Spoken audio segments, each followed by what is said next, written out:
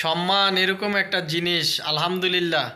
মিজানুর রহমান আজারি এবং শেখ আহমদুল্লাহ, আল্লাহ তাদেরকে সম্মানিত করেছে।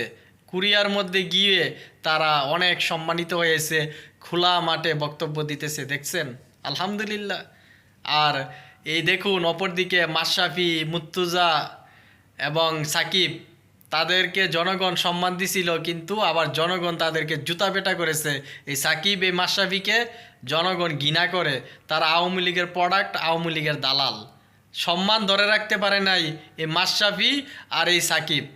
আর অপরদিকে দেখুন, আমাদের চোখের শান্তি, কলিজার টুকরাগুলো আল্লামা দেলোয়ার হোসেন সাইদি এবং এই ডক্টর জাকির নায়ক এবং মিজানুর রহমান আজারি, শেখ আহমদুল্লাহ, বাংলাদেশের এই দেখুন আলেম সমাজ, তাদেরকে কত ভালোবাসে মানুষ, বাংলাদেশের মানুষ এবং বিশ্বের যে কোনো জায়গা মুসলমান দেখুন আলেম সমাজকে কত ভালোবাসে, আলহামদুলিল্লাহ।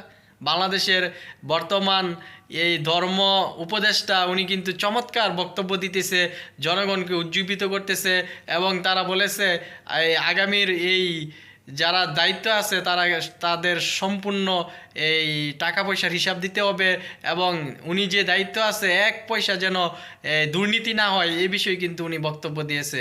এই দেখুন, আলহামদুলিল্লাহ, এগুলা আমাদের জনগণের কল্যাণের জন্য তারা কাজ করতেছে এবং তারা অবশ্যই সম্মানিত হবে।